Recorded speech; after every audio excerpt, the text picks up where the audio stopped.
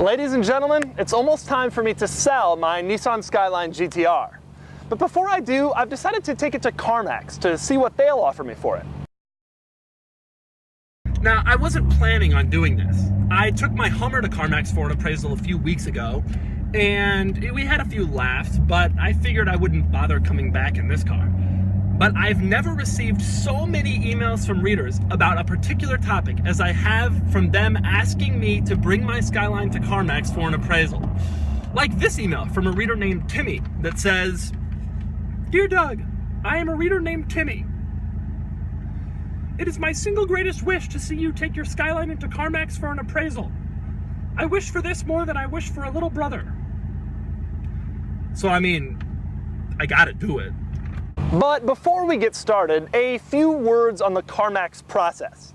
Here's how it works. They look over the car, they check the condition, they take it on a little test drive, then they look at auction results to see what similar cars are selling for, and they figure out if they can sell it on their front line or not, and then they make you an offer. Or at least, that's how it's supposed to work with a normal car. But the Skyline is not a normal car. It's 25 years old, it's imported, it's right-hand drive. It's not gonna show up in any of their systems. There aren't gonna be any auction results. So how the hell are they gonna value it? Here's what I think is gonna happen. I think they're not gonna be able to value it. I think they're gonna say, get out of here. And I don't really blame them. The car's right-hand drive, it's imported, it's got a 14-digit VIN number, the speedometer's in kilometers. It's a weird vehicle. Another possibility, they have no idea what they're looking at, so they value it like any other 25-year-old Nissan, like a Stanza or a Maxima. And they say, we'll give you $1,600 or $1,650 if you can find the spare key.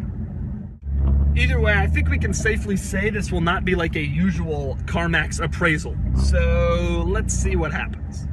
Unfortunately, I can't show you what happens next due to Big Brother-like annoying privacy laws that protect hardworking CarMax employees from crazy people who want to film them.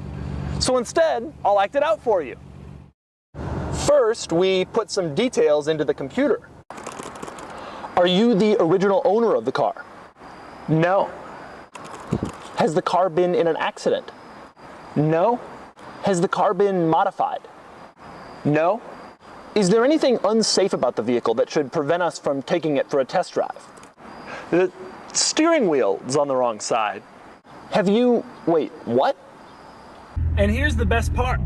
Nissan Skyline was already in their system, which means I'm not the first crazy weirdo to try this. Next, we took the car for a test drive, which went a little something like this.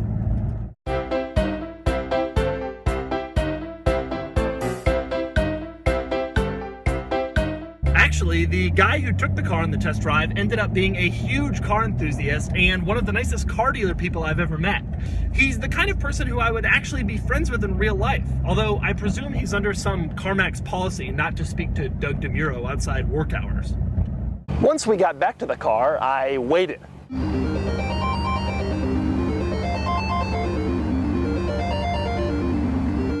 And waited.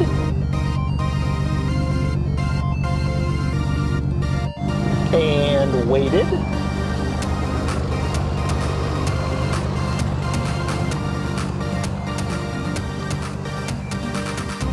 And waited.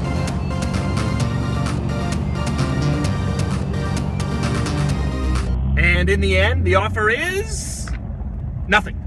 I don't have an offer here. This is that letter from Timmy.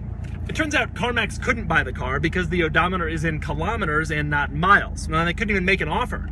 Although that may have just been a nice way of them saying, get your right-hand drive freakmobile out of here.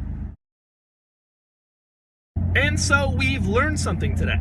CarMax will buy any car, just as long as it's not a right-hand drive Nissan Skyline GTR. And that just means I'll have to sell it to somebody else. Anybody? Anybody?